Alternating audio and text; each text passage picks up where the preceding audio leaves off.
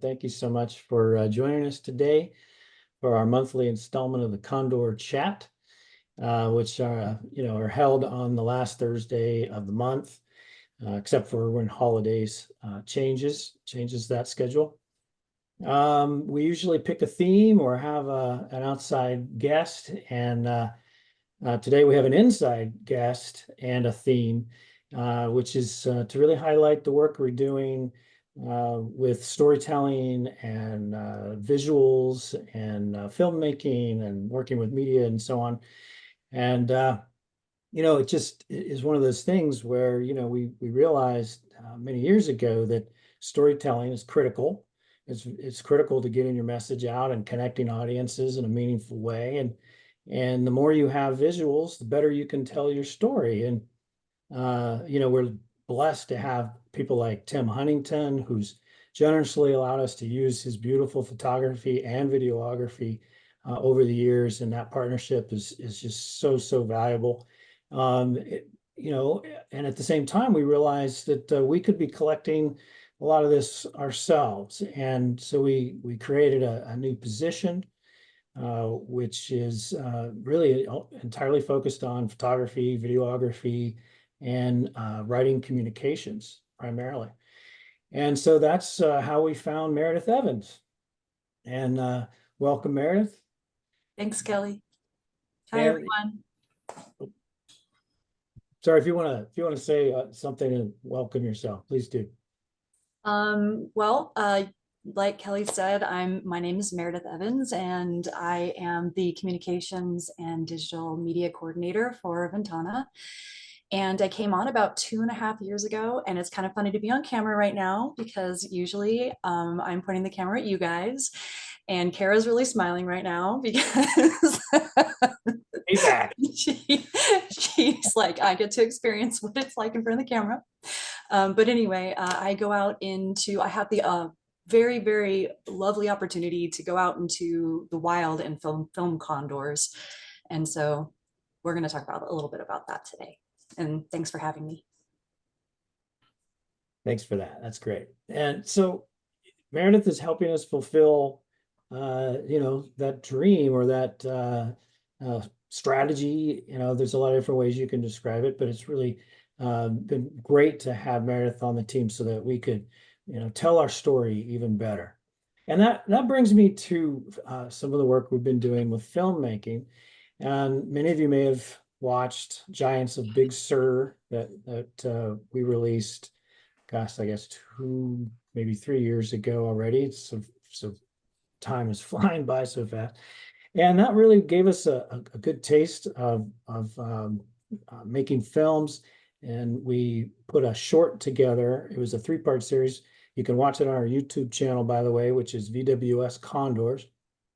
And we also made a 20-minute version, which we submitted to film festivals, and were accepted in a few. And one of those was the Wildlife Conservation Film Festival, which then led to an invitation by EcoFlix, which is one of the largest film streaming not company, I suppose, but a nonprofit, I believe is how it's set up, that puts out environmental films exclusively on a streaming basis. And so EcoFlix was a partnership or collaboration that sprung from that. So then we thought, we've never made a full feature, and we've never really told the story, a true story from the bird's perspective. And as you know, condors have such unique personalities that it just, the story writes itself. So anyway, long story short, we just finished Condor Canyon, and it's about a 53-minute long, so feature length film. We had Carlos Mora write the script, which was just beautiful, weaving the true happenings of several birds and several breeding pairs. And this was all in 2023, so just last year. Excuse me. Once we had the story down, then we started really focusing a lot on the visuals, and that's where Meredith came in. She was out there filming a ton, and filled up our hard drives, I must say too. And it's just great to have all of that wonderful material. And it turned out beautifully. It's in high resolution 4K. We hired a sound design team that added sound effects, and there's even a surround sound version.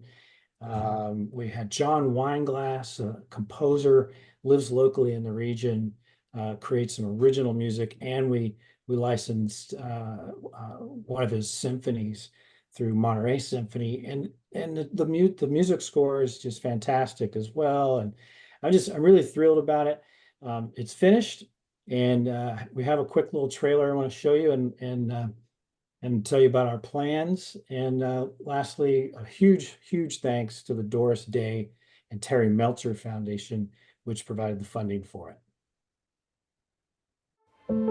From the Ventana Wildlife Society, the guardians restoring California condors to their natural habitat, comes a tale of resilience and hope. This is the true story of Condor 171, known as Traveler, who battles the devastating effects of the pesticide DDT and lead poisoning, while her mate, Shadow, struggles to maintain his dominance over the flock. Experience for the first time in stunning ultra-high definition California condors like you've never seen them before. A true story of beauty, boldness, and the close bonds of a family of condors struggling together against near insurmountable odds. Condor Canyon, where every feather tells a story and hope takes flight. All right. So I also want to highlight who did the voiceover. Wonderful actress by the name of Catherine Cavadini, and she's actually Blossom of the Powerpuff Girls, the TV show, the animated TV show. And it's interesting, you know, when we were looking for someone to do the voiceover, we stumbled upon her and just loved her voice, just thought it was perfect.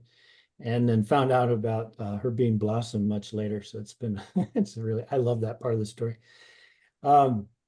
Anyway, there are a bunch of people involved in this, but I want to also give a shout out to Mike Buffo and Jules Hart from House of 8 Media, who really pulled all this together and just did a wonderful job of directing photography and producing the film. So what we're going to do with it is we've already submitted it to several film festivals. We want to see how that plays out. We really don't have an opportunity to show the film publicly, as that would, you know, kind of compromise our chances, definitely compromise our chances with film festivals and premieres, and hopefully some, you know, national television spot if we can pull that off. I definitely think it's the quality is there, and I think the story, you know, it's a true story, and I think we did a good job of it. So anyway, let me turn it over to who's ever next. Joe. Thanks, Kelly. Yeah, we're all excited to see the rollout of Condor Canyon. A lot of work went into that, a lot of time out in the field. Yeah, Meredith got in deep with the crew out there behind the lines, on the front lines, seeing it all up and close. So you were a trooper, Meredith, for sure. Yeah, we have a full agenda today. We have some new crew members to introduce. I'm going to talk a little bit about rebuild. Mike is here to talk about non-lead. Then we're going to roll right into status of the population. We have some updates on Tiger and Bucky, the 2023 rookies. We have some developments there with 1139. And of course, we're going to check out one of Evan's awesome movement maps. Yeah, we've had a lot of exciting movements in general this month and as of recent. And again, we're going to get to nesting and update you on the status of this year's chicks. And then we're going to go through and check out some of Meredith's clips. She's got some more recent footage of 1315 in the nest, and then she put together just a collage of some of her favorite clips, which are pretty awesome. So I'm excited to get to that too. So we'll get back to Meredith towards the end. But without further ado, let's get into the crew. We got some new names on here. I'm Joe Burnett, of course, Condor Program Manager. We have today we have Condor Biologist here. We got Darren. Give us a shout out there. Hello, everyone. Karen and Darren have been working hard, holding down the fort, and we don't have Danae with us this month. She will hopefully be back on the Condor Chat next month. We had a shift in schedules, so she doesn't work on Thursdays, so need some much needed rest, day off. So she'll be back with us next month. And of course, we have Evan doing his awesome maps for us, GIS, running through our GIS data that we have coming in on these Condors. Non-load program, we have Mike Stake, the program manager, and Derek Whitmer, his assistant, helping him out. And of course, we always talk about Tim Huntington,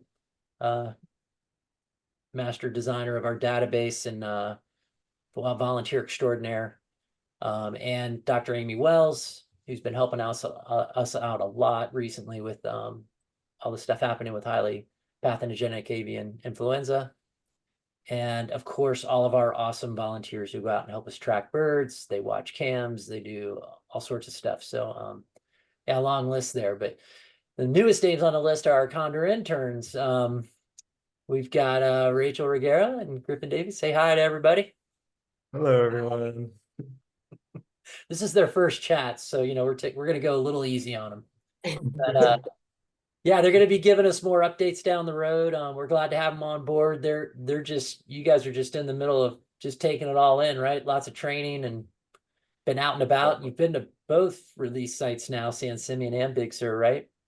Yeah. Spent all of last week down in Big Sur, and of course, got a lot of time up at the cabin at the San Simeon release site. And this is our third week here now, so it's been busy, a wild ride. Well, yeah, we're glad to have you on board, and just excited for your whole experience. And folks are definitely going to want to look forward to hearing how, as we progress through this, and hearing about the new rookies that are coming soon and all that good stuff. All things San Simeon. Yeah, super excited for the rookies. So. Yeah, they're coming soon. Yeah, Kara, you were up there with them. Maybe you can explain these photos.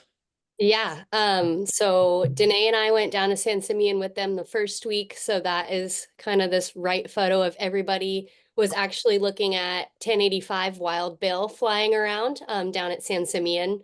So we went out and did some observations after our first carcass placement. That was kind of their initiation into the Condor crew, is, putting out that super important proffered food. But yeah, we got some obs of 758 Thunder Chief and 1085 Wild Bill that first week. And then the second week they came up to Big Sur, and we all sat in the blind for 7 hours trying to trap that pesky, or not pesky, but elusive untagged bird that we are still trying to capture. And that is kind of some views from the blind, looking at 652, and then I'm not sure who the other bird is. It's like 650 maybe. 650, and then yeah, a mystery bird. But then the day after we hung out in the blind, they went up to one of the nests, the live cam nest, and saw 1315 with Danae. So kind of got a little bit of everything in those first 2 weeks, and then week 3 they're back down at San Simeon. Well, that's awesome. Yeah, kind of just jumped right into it.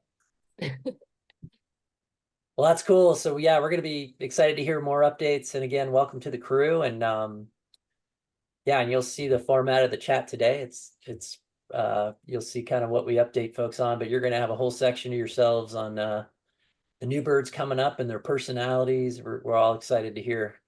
And on that front, yeah, it looks like mid-September we're going to get those the next batch of 6 birds.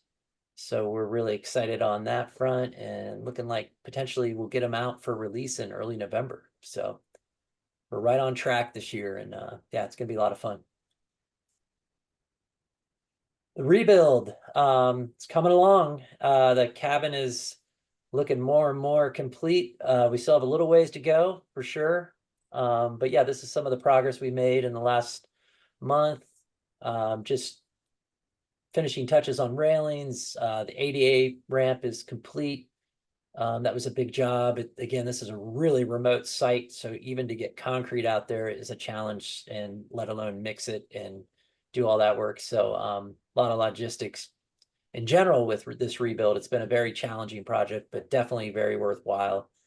I feel like we're definitely nearing the finish line. We're hoping by the end of fall we'll have this cabin wrapped up and finalized and put to use. So we're anxiously awaiting. But yeah, lots more to come next month.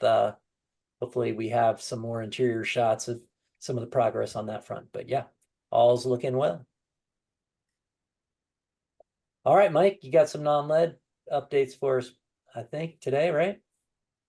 Absolutely, Joe. I'm coming to you live from a Holiday Inn in Medford, Oregon. This is not on our usual non-lead circuit, but I really didn't want to miss Condor Chat. Wanted to spend a few minutes with you and provide an update. I'm on my way north to see some family for Labor Day. Hope everyone is getting ready for a wonderful holiday weekend. Right. You're familiar with our 3 strategies. We do the non-lead giveaway. That's what we're known for. We are doing the rimfire roundup. A lot of people are ready to pay for non-lead ammunition. They want to pay for it. They're just having trouble getting it. So rimfire roundup helps connect the hunters with the local stores, having their products available in stock. And then we also do the Ranch Gate rewards. That is Evan and the non-lead crew working together to follow where the condors are feeding and then prioritize those locations for non-lead outreach. And Derek actually visited one of those contacts yesterday. This was an area that we identified based on the condor movement patterns. And it's just one person, but one happy customer now. This person wanted a 338 Lapua Magnum. Now, I don't know what this person's going to shoot with that. It's about the biggest thing we offer, but this person's pretty happy about it. And I look forward to him spreading his good fortune with his neighbors and starting these small communities where people are a little more willing to give the condors a break and switch to non-lead. Joe, let's see how many boxes of non-lead we've given away.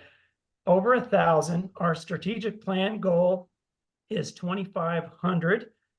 A little bit behind that, primarily because we're not able to give as much 22 long rifle this year. And the reason for that is the only 2 brands of non-lead 22 have been discontinued. We talked about that last time, and we are feeling a little glum about that. Those are the 2 products. And I just decided, hey, let's do a letter writing campaign. And you responded. You sent letters, and we've gotten a few responses. And in fact, actually, one of my letters got returned to sender. That was Norma. So we put a new address on there, but they still put on their website that old address saying, we look forward to hearing from you. We are encouraged. Please send us letters, contact us. Well, maybe my letter was a little too much for them and they sent it back, but you're sending your emails. It's been great. And this is a typical response we've gotten from CCI. Thanks to those of you who shared these responses with us. Basically saying what we already know, it's been discontinued and maybe no plans. Maybe they do have plans. We'll submit this to our team. Well, let's take a look at one other response from CCI that was sent by one of our viewers. Thank you so much. It's a little bit of a longer letter. I won't read it, but I'll point out a couple of parts. One is that this letter suggested that interest was low for the non-lead 22. And that just makes me want to write them more letters, to be honest with you. Show them that the interest is not low, it is high. And in the same letter, this CCI employee or executive, or I'm not sure who, but let us know that they are working on developing a new non-lead 22 option. And that's the first good news I've heard on this Great. topic for a long time. They say it might be ready in early 2025. I'm not going to hold them to that necessarily, but whenever they can get it, that would be great. This looks like some positive news for a change compared to our report last month.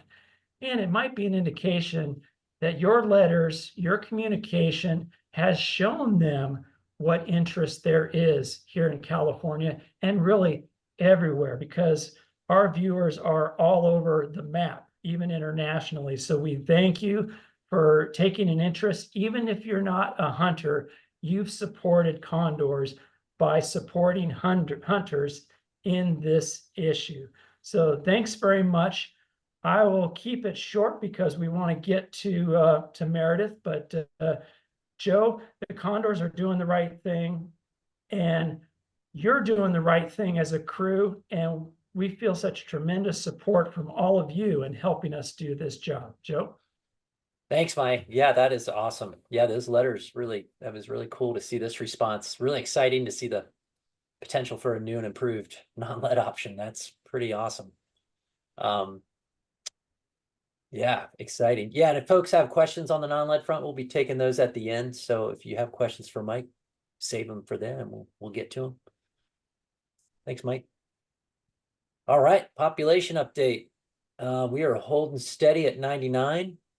And again, this number does not include the 2024 chicks currently in the nest, which there are 9.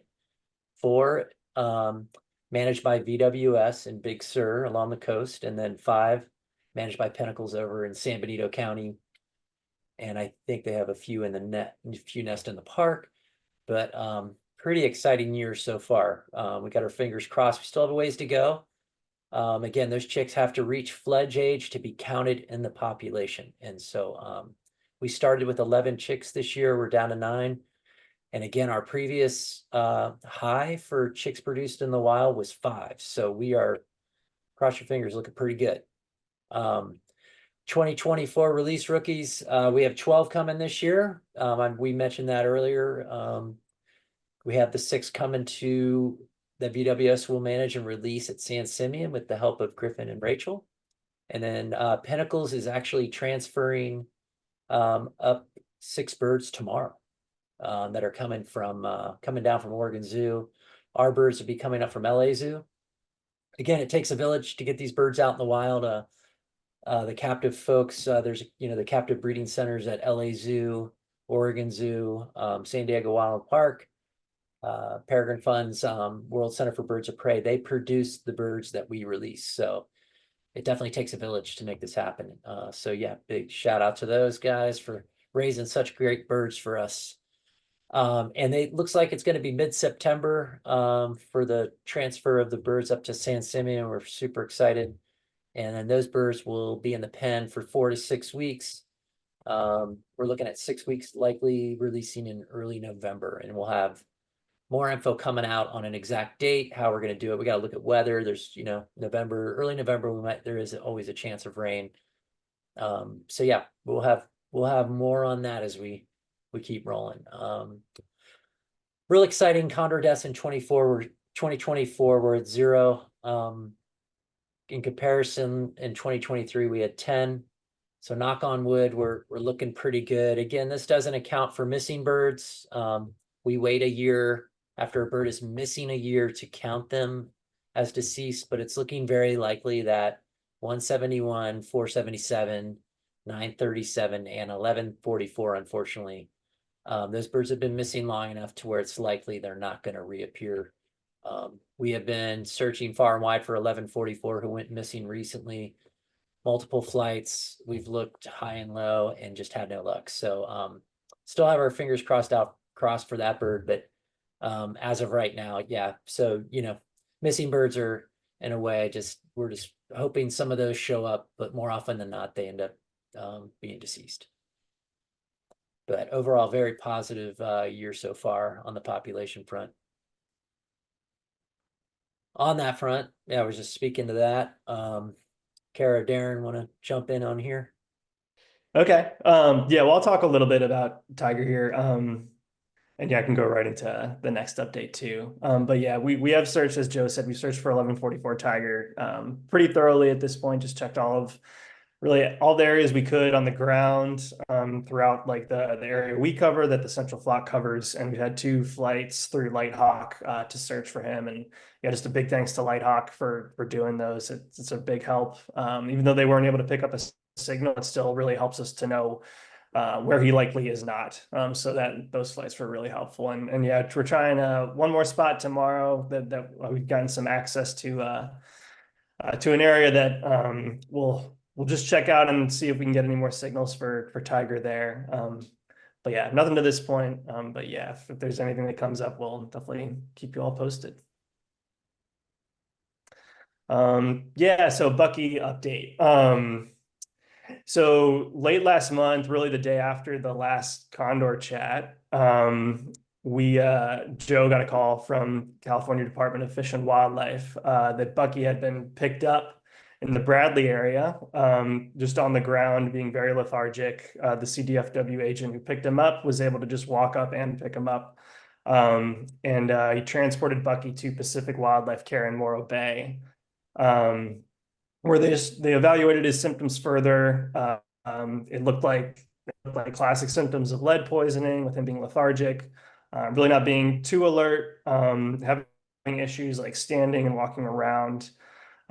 Feathers looked like he hadn't preened in a while. So yeah, just a lot of classic symptoms of lead poisoning. And so Pacific Wildlife Care did a really good job caring for him overnight, July 26th into the 27th.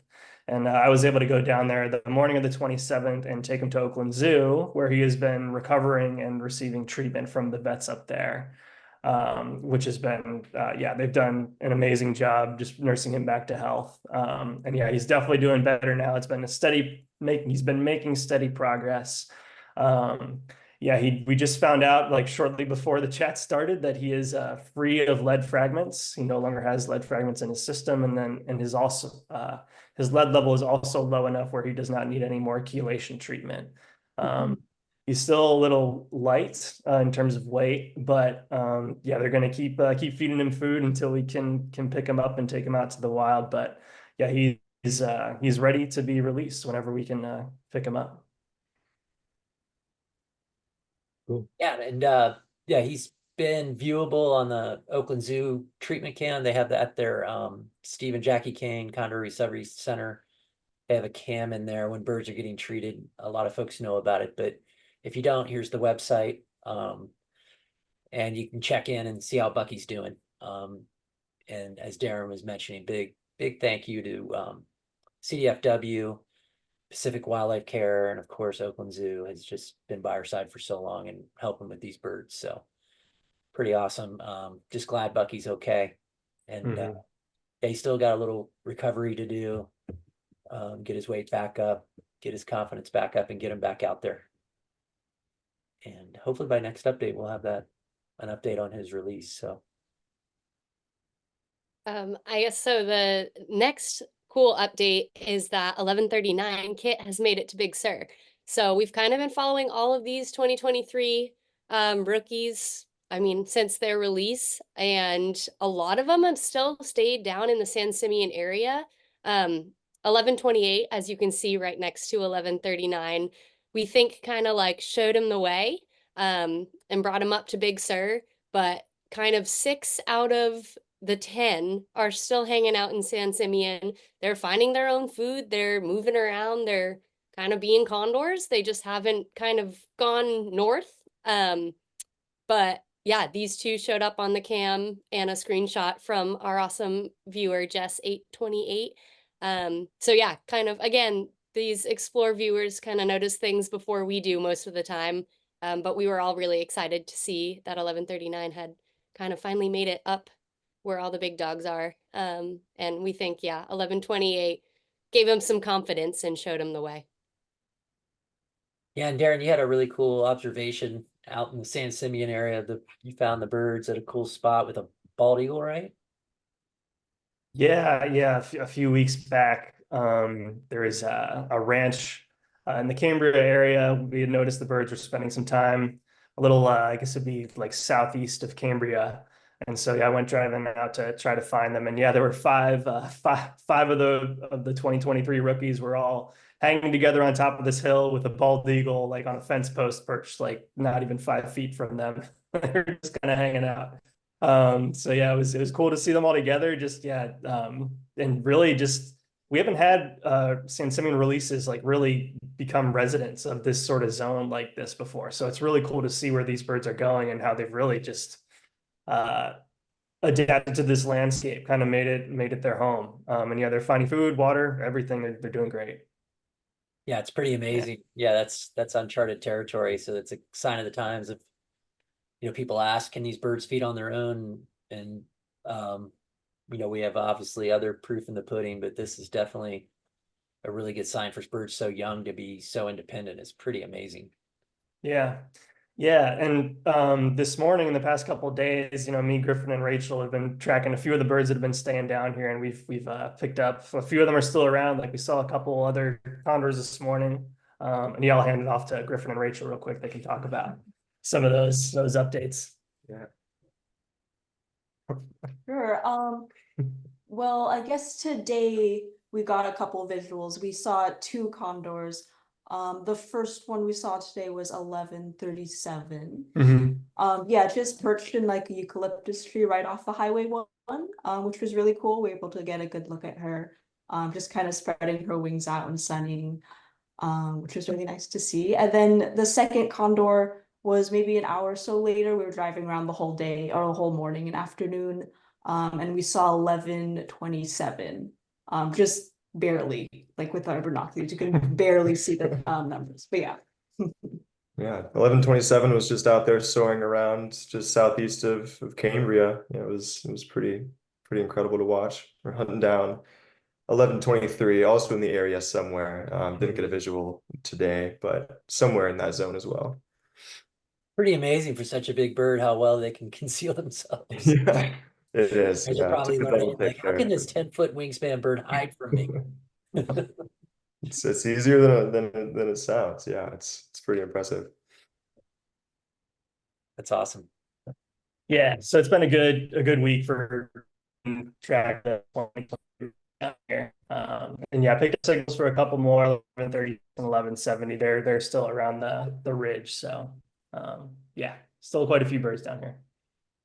Awesome. Yeah, good stuff. Yeah, it's been a lot of activity down around Cambria. A lot of people seeing them. So that's pretty fun. Yeah. All right. Who wants to take on the map? Evan's map. I know. I'm always blown away every single time he puts a map up or like sends us a map. I'm like, how do you, I don't know He how to changes do them up that. every time. I mean, look at It's this. so beautiful. Like I'm gonna send a Danae and heart. yeah, I was gonna say Danae and I took like a little GIS course with Evan, and our maps were not this, is what I'll say. He's a But pro. yeah, so again, I feel like every year we have awesome movements up to Mount Diablo, which is just very far north in our little Condor range. But every year it seems, or recently, the Condors have been going up there. So Evan kind of shows these different little star asterisks kind of pinpointing important locations. So in 2017, you can see that Condor 706 and 716 had made it the farthest in kind of Condor history or re-release. Of course, they were way farther north historically. But these guys just made it south of Livermore. And then a couple years later, 828 in 2021, made it to the base of Mount Diablo. And that was the first time a condor had been there in over 100 years. So that was kind of a historic, amazing, event. And 828 herself was one of the first wild fledged birds as well. So it's just kind of 2 amazing historic events happening with one bird, which is awesome. And then you can kind of see in 2022, 943 traveled the farthest north in that year. You can see the little white asterisks there on the map. And then last year on September 7th, we kind of had a crew, like a group of birds going up there. So 692, 726, 943 again, 970, 1021, and 1079 all traveled up to the foothills again.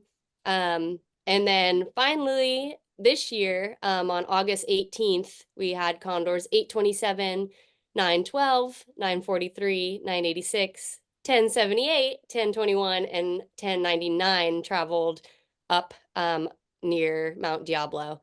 And of course, this is only birds that we actually have GPS on, so there totally could have been other birds that don't have GPS units with them as well. But these are kind of like the birds that do have the GPS units, how we can track their movements.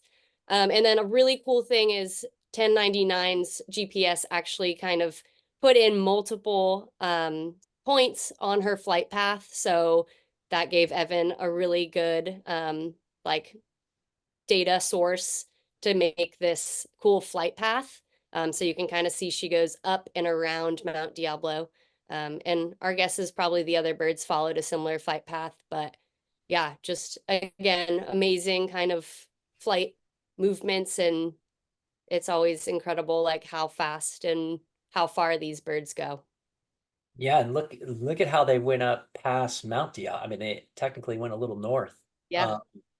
And I mean, they pretty much went around the entire state park. For those that are familiar with Mount Diablo State Park, pretty amazing spot, pretty amazing rock formations.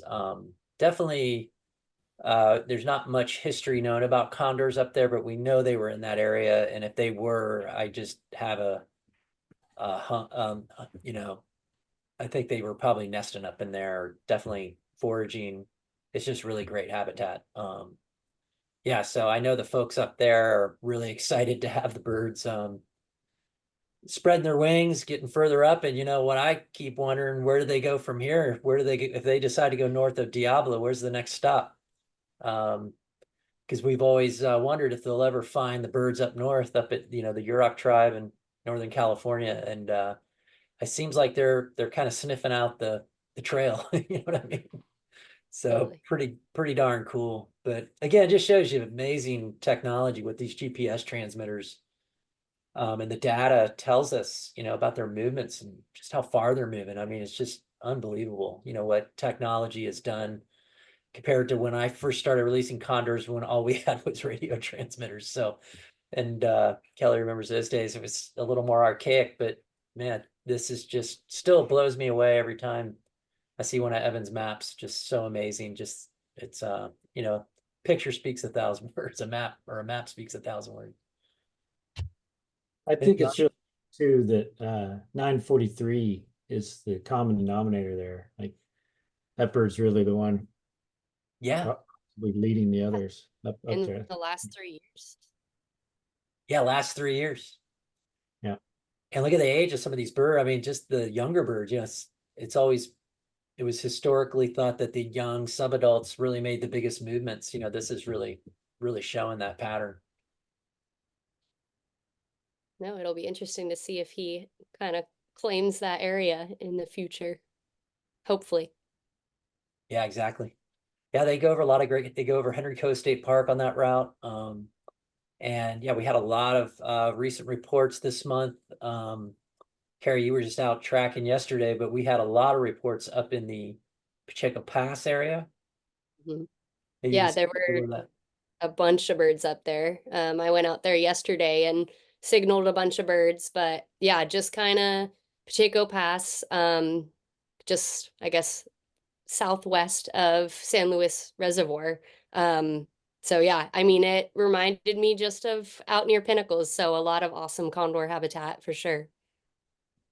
Yeah, there's I think folks know about the that live in California know about the Alert California cams, the fire cams that are up on these different mountain peaks to, so UC San Diego project, and they're putting with PG&E putting out these cameras to detect fire or smoke at the earliest possible time. And these cams are also picking up condors when condors roost nearby, either on a tower or somewhere nearby. So yeah, we recently met up with them, and down in Southern California, they have a lot of condors on in the Southern Sierras using some towers that are they're being spotted on the cams pretty routinely. So yeah, these I think there's a at least 1 or 2 camps up in that zone where they're at right now. Yeah, pretty cool. Yeah, and that's a launch point. Pacheco Pass is actually a launch point for this flight pattern. Then when they take off up to Diablo, they go over San Jose right through over Mount Hamilton and just follow that ridgeline all the way up. And really it's the area above Mount Diablo, there's definitely that'd be a bigger stretch to navigate, a little more development, but they might be able to find a way. So it'd be exciting to see where they go. It's just pretty awesome to see the year-to-year progress. And big shout out to Evan for another awesome map. Little photographer spotlight. We always love to spotlight Tim. He just keeps knocking it out of the park, man. I mean, look at these photos. We got Amigo there, 204, gracing the, I mean, nothing like seeing a condor fly over the ocean with that turquoise green ocean behind him. I mean, that's what it's all about right there. And then he always catches these really cool candid shots of his mate there. There's Kadama, 646, cleaning her head off. She might have just eaten a sea lion or something, but constant maintenance. These condors are constantly preening and cleaning, and believe it or not, for eating dead things, they keep pretty darn clean. But yeah, great shot of 204 navigating the coast there. That's what we love to see. And Tim captures it the best, for sure. Thanks, Tim, for sharing those. All right, nesting. What's to tackle this? We got a lot going on there. I see Darren moving. I was gonna say I can tackle the Pinnacles crew if you want to do the Big Sur crew. Sure. Yeah, that sounds good. Yeah. So Pinnacles is still standing at 5 active nests. So no change since last chat. Everybody's still doing well, still growing. They have nests that are outside the park and then also inside the park. So just like us, those nests outside the park, they're primarily managing with GPS and just checking on the parents' activity and kind of watching when they go back to the nest just to know that it's still active. The nests within the park, they're doing those nest entries to kind of check on the chicks and take genetics and sex, and eventually if the chick gets old enough, they'll be able to put a tag and transmitter on it. So we have a couple less untags in the population. But yeah, so this is just kind of our updated table, the status of the chicks and all of that. But this past month, we had quite a few interesting things come out of the genetics of these chicks. So they sent genetics down to San Diego, who kind of takes care of all the genetics in the population.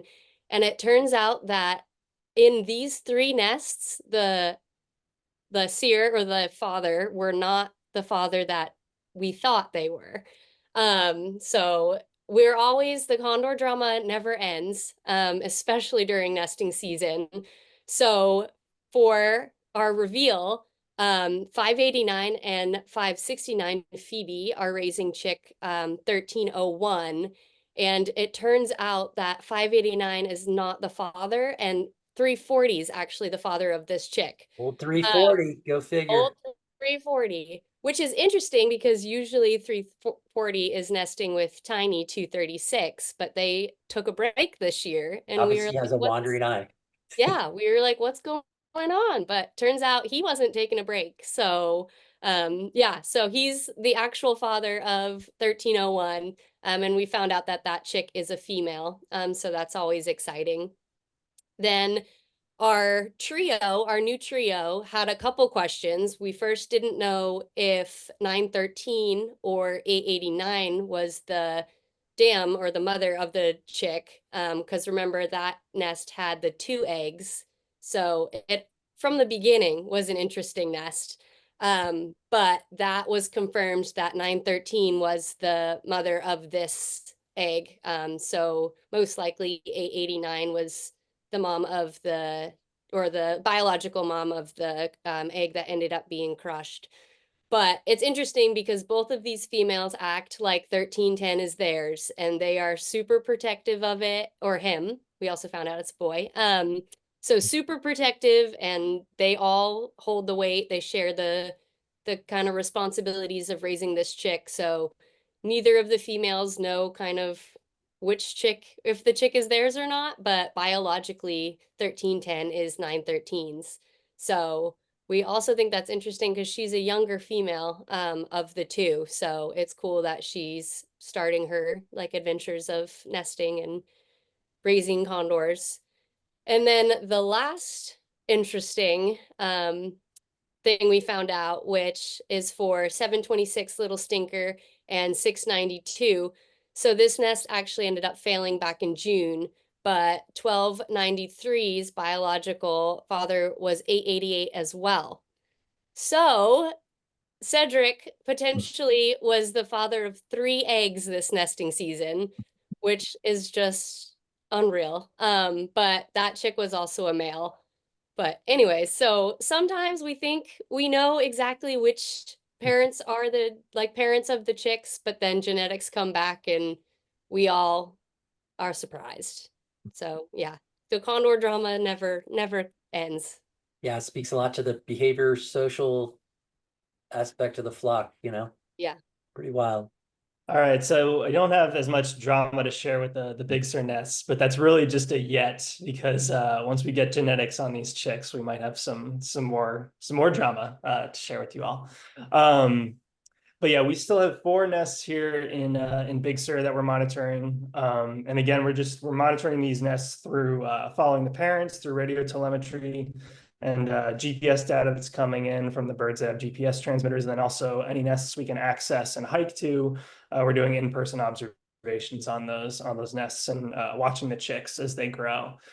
So yeah, we won't get genetics or draw blood or anything on these chicks until they've fledged, and we can trap them at our Big Sur site to put tags on and then get those blood samples. But yeah, at that point, we'll be able to determine sex and genetics, and yeah, we'll definitely have those updates for you guys. But yeah, just to recap, the 4 nests we have are 729 Ninja and Pinnacles bird 626. Their chick is 1309 and about 126 days old.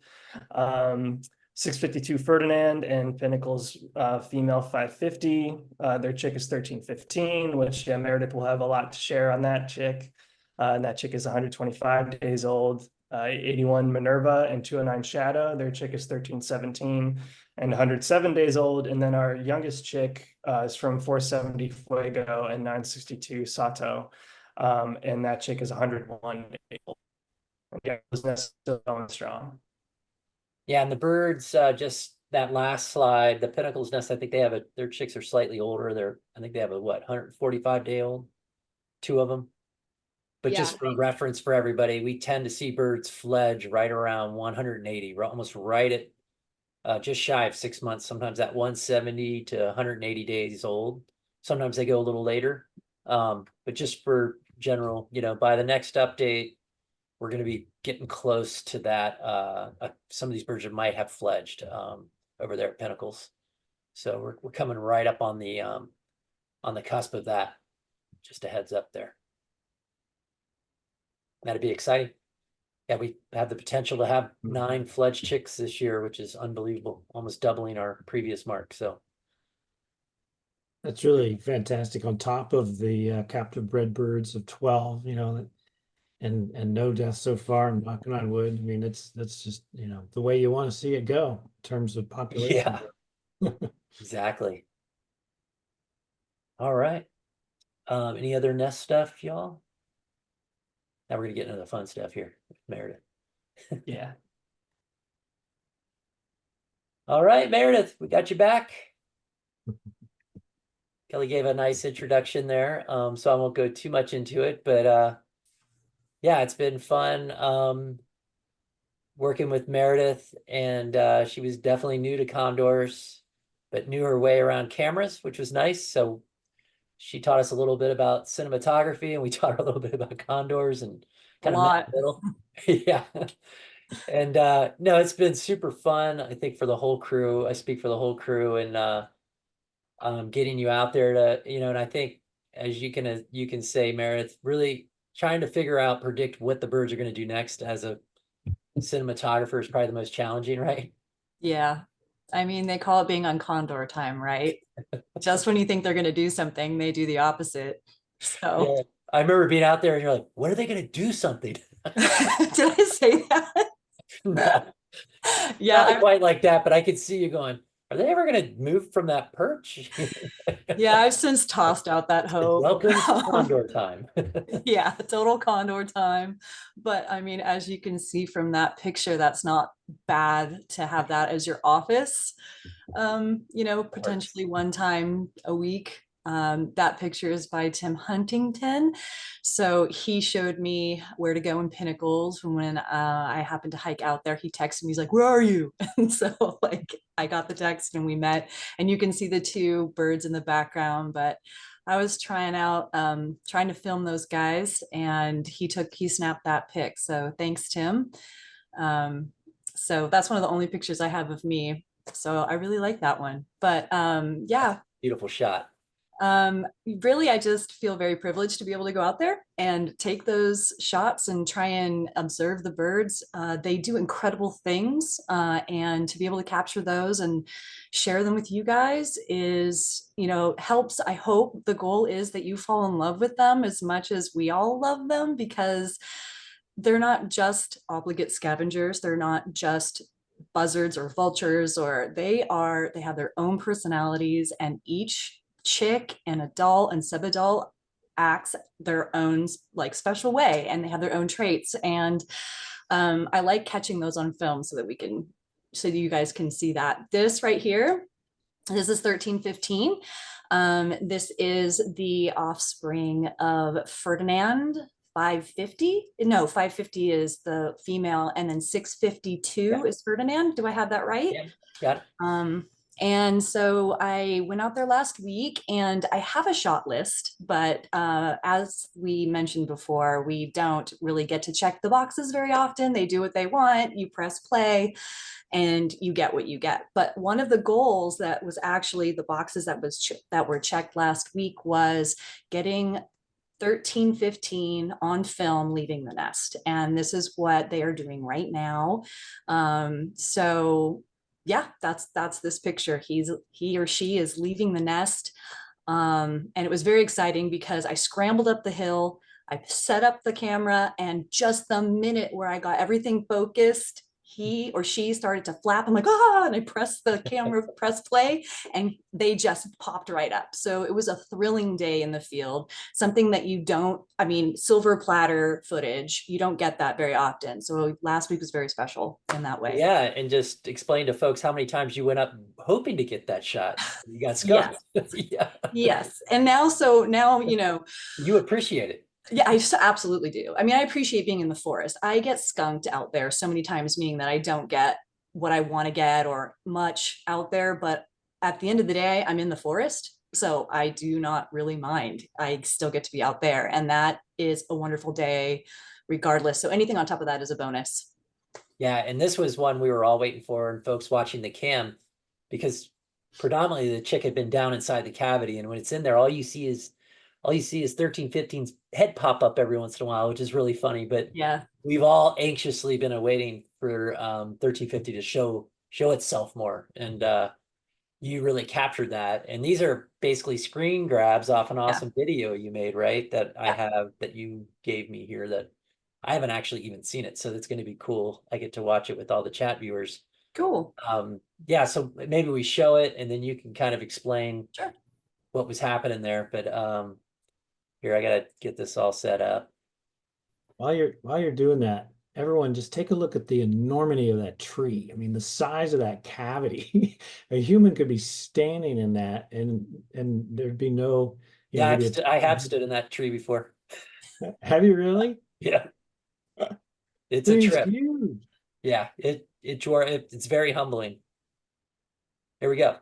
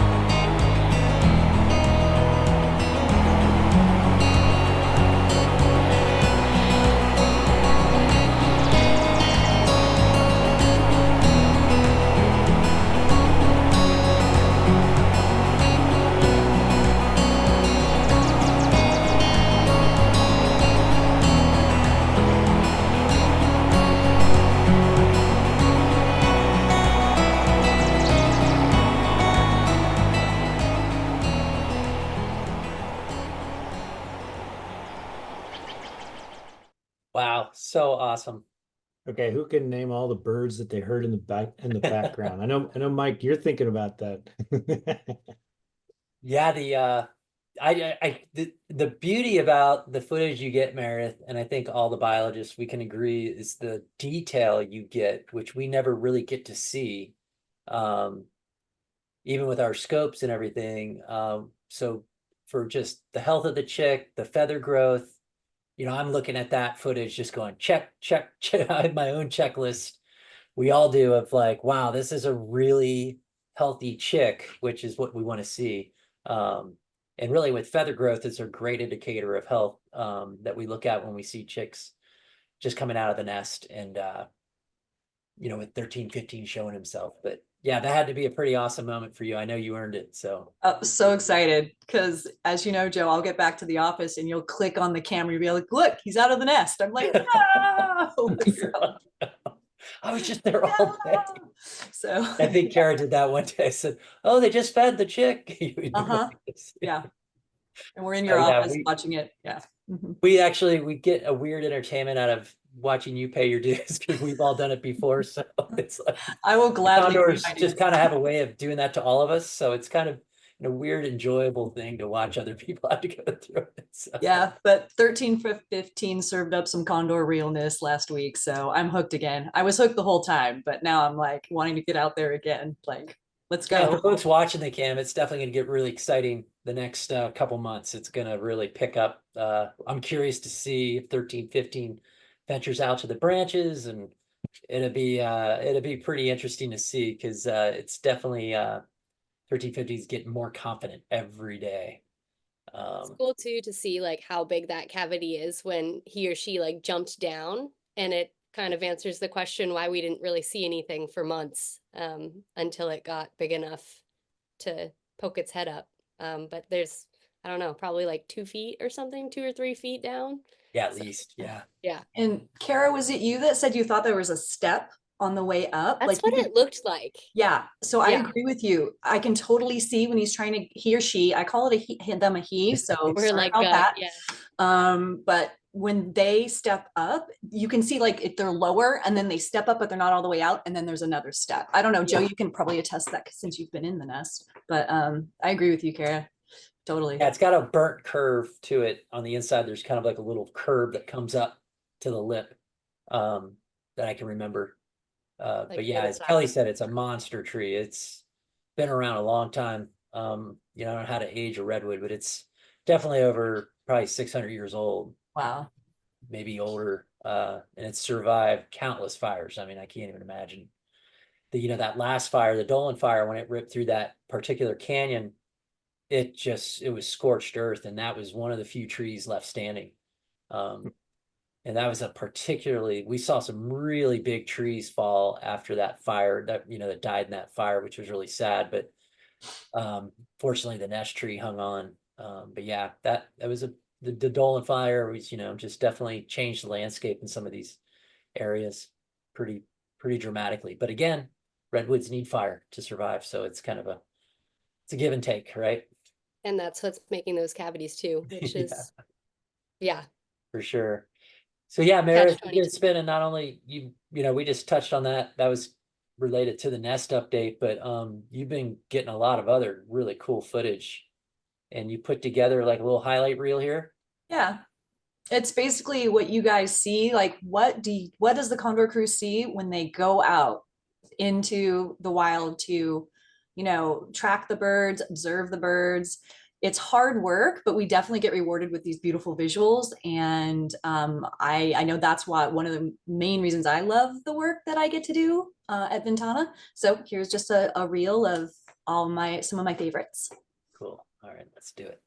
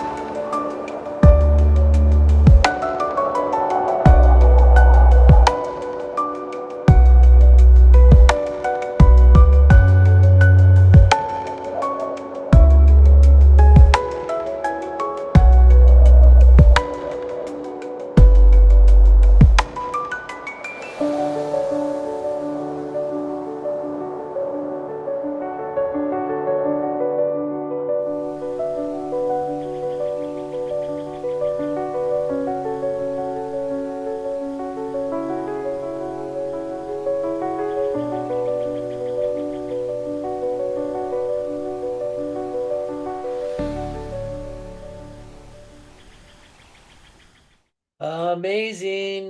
That was awesome. Gee, I get teared up watching that. It was unbelievable. Like the Yeah. only thing missing is poison oak. Ah, Kidding. I'll get a close up of You of should have that for done you it up today close. and Darren. And up close and personal. No, don't do that. No. I wanted to That see was more of that awesome. banana slug. That was amazing. I sped him up, truth be told. And the ladybugs, God, that Come was on. incredible. Man, I can't say enough, Mary. You're just knocking it out of the park. Thanks, You Joe. captured it very well. Before I stop talking, I just wanted to thank all of you guys for this opportunity and the crew, Joe, Darren, Danae, Kara, and then Evan when he was here. You guys are very patient with me. You answer a lot of questions that I'm sure are very obvious to you. And then you take time with me, and even though you have your own things that you need to be doing over here, you make time for me. So thank you guys.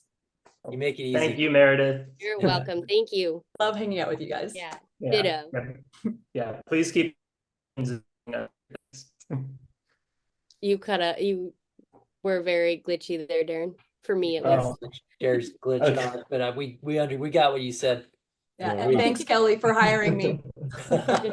Yeah, I was going to say thank you so much for bringing all this to life and showing all of our supporters here and help us, tell our story more effectively with the media and hopefully in the box office too. So great job. Just Hopefully. thank you so much for everything you're doing. Thank you. All right, Mr. Mike, we got some questions going. How much time we got? Yes, and we really don't have time, but how about we just do a couple? All right. Because I wanna reward William, who writes that he's attended the last 6 to 8 Condor chats, but hasn't heard much about the Condors released by the Yurok tribe. And so maybe if we can just provide a quick update on the Yurok population. And thank you, William, for tuning in these last 6 to 8 months. Yeah, it's a great question. We're actually due to have those guys on a chat as a guest, get Chris West or Tiana on here. I do know they just received another batch of release birds, and the current count, they brought some birds in actually to vaccinate for avian influenza, but I believe they are at, and anybody got the exact number? They're Actually, at like 18. They were at 12, I believe, before this new group of released birds came in. Yeah. So I think like 18. Have they released them? I think they have. I think, I don't know. Yeah. We could Anyways, check the Yurok, they have live cams just like us, so we could check that out. yeah, and they update data, and it's I know they were releasing last week, so that number's changing, but they have below their cams, they have a chat and they keep everyone updated, similar to what we do. And yeah, they have some great cams going of the wild birds pop in quite a bit. So yeah, I think it's just the uroktribe.org. And say Yeah, Chris in the chat just said 18, so 2 still in holding. Oh, got it. 18. There we go. 18, that is great. One thing that has caught the attention of a lot of viewers and some of you as well, I'm sure, and that is could it be 26 condors that showed up at Casa de Fruta, a popular little roadside fruit market, where the condors perhaps checking out the numerous Indian peafowl, or what could they possibly be doing?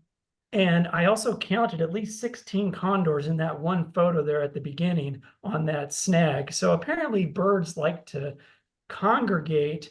They're very social. But Karen, you're watching these flocks a lot. Is this normal for such a big group of birds? And is this something we typically see? The short answer, yes. They like to be together, so they're very social birds. I was out there tracking yesterday, and there's a lot of awesome habitat, a lot of ranch land. So our best guess is that they found some food, but we don't know for sure. But yeah, our guess is They were just kind of exploring around, flying around, and they saw something and kind of all gathered together. But yeah, they like to be together. They like to roost together and feed together. So usually when you see one, you'll see more than one. But now you say Casa de Fruta, but I mean, you're not really talking about the market, you know, No, right? no. Yeah, Uh, they actually they only eat fruit now and Yeah. vegetables. No, there's a lot of awesome land around that kind of highway pull off, that they were around, like in using that space. But yeah, people saw them flying right over that kind of stand, that little highway, pull out. But yeah, condors were flying right over that, but they were more so in the hills around it. Yeah. Yeah. Yeah, one carcass can really attract a lot of condors, and that really is sort of that northern shift into Santa Clara County, where there's a lot of wonderful rural ranches and grasslands, and we are shifting our non-lead outreach up in that area too, to kind of follow that pattern. Oh, one last question for Meredith. When you're out there filming the chick in the nest, what do the parents make of that situation? Do you just kind of blend in? Do they forget about you? Are these condors ever aggressive around a nest? So Or what is the sort of behavior of the condors themselves? So it varies per nest and the experiences that the parents have had previously. At least that's what I feel, because I've had the opportunity to observe two nests, one last year, 204 and 646. Hopefully I got those numbers right, you guys. And then they did not care. And we were pretty much the same length away, if not a little more, a little less. And they didn't care. They just went about their business. Conversely, when we go to 1315's nest, which is Ferdinand and 550, 550 is a little territorial. She doesn't approach us at all, like, in our faces, but what she will do is she'll do flybys. And it's theorized that she lost a chick last year and her nest failed. Hers and Ferdinand's nest failed last year. And so we hypothesize that perhaps something happened that she wants to prevent this year. And so she's pretty protective. The long and the short of it is. And then I feel that Ferdinand is not, like, he just goes about, he's chill, he goes into the nest, he goes out, he hangs out in the tree, he preens, he feeds, he leaves.